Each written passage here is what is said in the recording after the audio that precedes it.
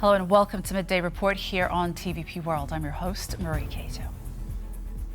Poland's Prime Minister Donald Tusk on Monday announced a review of operations along the country's border with Lithuania, signaling a potential crackdown on illegal crossings. Tusk said Warsaw's priority was to maintain the security of Poland's borders. When it comes to the Lithuanian border, I will of course be discussing the issue with the German government. I do not want to surprise anyone, but this matter must be resolved.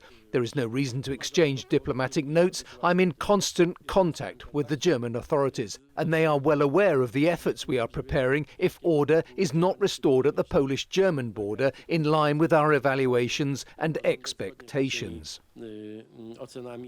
Police are on the hunt in southern Poland, searching a forested area for a 57-year-old man suspected of murdering his daughter and son-in-law. The large-scale operation even involves elements of the Polish armed forces, seconded to assist local law enforcement.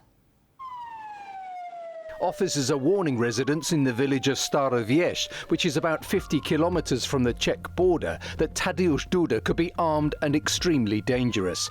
Prosecutors believe Duda kicked off his deadly rampage on Friday morning by shooting his 72-year-old mother-in-law, who was left severely injured.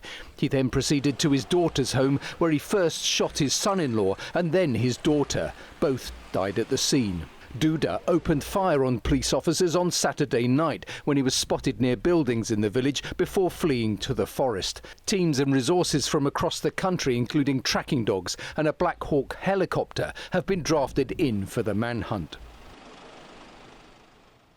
At least 6 people have been killed and 26 wounded in Russian attacks across Ukraine over the past day as Moscow continues its attacks on the country. According to local Ukrainian officials, the Russian strikes involve drones, artillery and guided bombs, which hit residential areas and critical infrastructure. Ukrainian air defense managed to down 74 out of 107 drones launched overnight by Russia. The Zaporizhia region alone saw 375 strikes, while Russian forces pummeled the Sumy region with nearly 80 attacks. Other targeted areas included the Kharkiv, Kherson, Donetsk and Dnipropetrovsk regions, with damaged civilian infrastructure in each of them.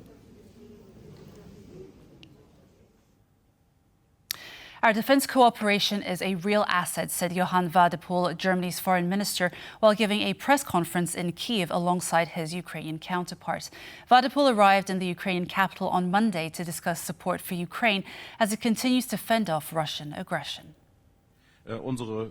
Our defense cooperation is a real asset. It is a logical continuation of our material deliveries, and we can even benefit from it on both sides. With your ingenuity and your experiences, we, Germany, will also improve.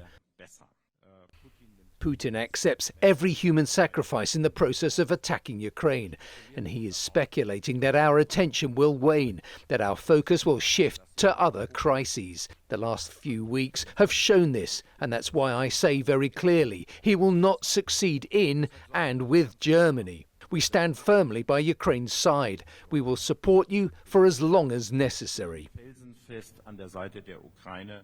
The Crimean Bridge was temporarily closed late on Sunday after reports of explosions in the nearby city of Kerch. Local sources described multiple blasts and Russian air defense systems in operation. Traffic on the bridge was reportedly halted for over an hour before resuming, with no official confirmation whether any damage to the structure was the reason behind the closure.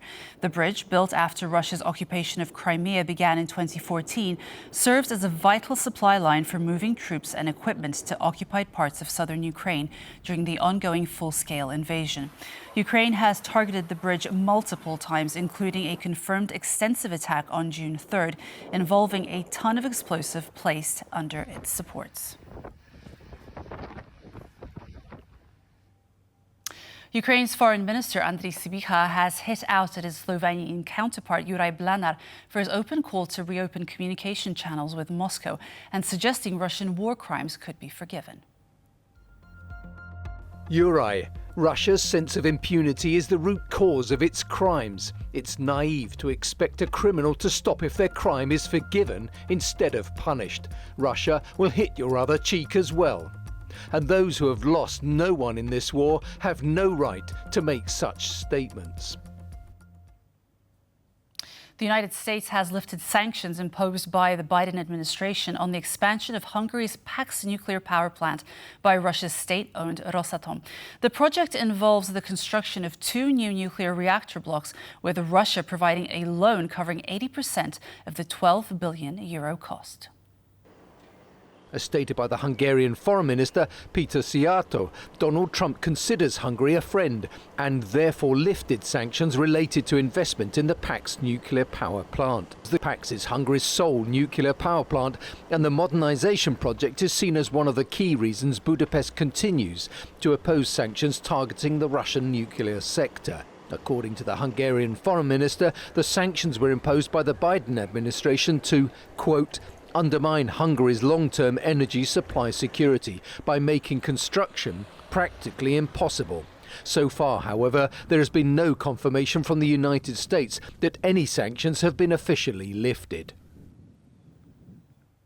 Azerbaijan has reportedly called off all planned cultural activities the country was due to host alongside Russian government and private organizations after 2 Azerbaijani citizens died in police raids in the Russian city of Yekaterinburg. Tensions between the two countries have soured since Russia brought down an Azerbaijani Airlines plane, killing 38 passengers late last year. Officials in Baku called the deaths of the 2 men ethnically motivated and deliberate unlawful actions. The Kyiv independent news site reports the police operation was conducted as part of an investigation into an unsolved 2001 murder. During an interview with Azerbaijani public broadcaster ITV, the brother of one of the victims alleged the 2 men were tortured to death. Georgia's former president Salome Zurabishvili addressed thousands of anti-government demonstrators in Tbilisi on Sunday night. She told the crowds that unity is key to their movement's success and congratulated demonstrators on 7 months of sustained protest. Zurabishvili said her goal was to save the country and that this could be achieved through working together. Anti-government protests began last year over Russian-style laws that targeted civil society groups with funding from abroad. Further protests later erupted over disputed general election results. The ruling pro-Russian Georgia Dream Party's announcement that EU accession talks were being suspended in November 2024 brought thousands out in nightly demonstrations. Armenian Prime Minister Nikol Pashinyan faces pivotal elections next year, while a feud between his government and the Armenian Apostolic Church is causing a collapse in his popularity. The country's influential diaspora and its strong connection to the church might widen the rift, according to Rafi Elliott, a political risk analyst at Armenian Mirror Spectator, who joined TVP World's Eastern Express to discuss the issue in greater detail. Armenia's relationship with its very large and quite influential global diaspora. As some of your viewers will know, there's about 3 million Armenians in Armenia and about 7 million Armenians all across the world, including over 150,000 in Poland. And many of those Armenians draw their Armenian identity very directly from the church's leadership. And so they feel a much stronger connection to the church and might be much less understanding of any criticisms or attack against this ancient institution than people in Armenia would. Of course, it's people in Armenia who vote and not people in the diaspora. So it is likely that the prime minister doesn't really need to pay attention to that, but it nevertheless might continue to widen a rift between the leadership in Armenia and the diaspora structures, which often are older than the country of Armenia itself, have very established leadership structures, and are typically set in their ways. And you can watch the full episode of Eastern Express today at 6:20 p.m. CET. Police made arrests amid clashes with protesters after tens of thousands gathered for an anti-government rally in Belgrade over the weekend. According to Ivanka Popovic, former president of the University of Belgrade, however, it was the police who started the clashes by pushing peaceful protesters out of the city center. As police in Belgrade arrested and dragged away protesters on Saturday, the remaining protesters raised their hands and chant in front of the police. What started as a peaceful student-led anti-government protest turned into clashes with police in the center of Belgrade. 77 people were detained, the Serbian Ministry of the Interior said, 36 of whom remained in custody by Sunday evening and are now facing criminal charges. There was never any initiation of violence by the students. And what we saw on Saturday night, these unknown groups of men in black T-shirts, many of them masked, that pretended to be protesters, but actually came there with various weapons like metal bars, and they were the ones who started provoking the police. So of course, I have no proof, but allegedly this seems to be an instigated violence by the government so that the police could move forward.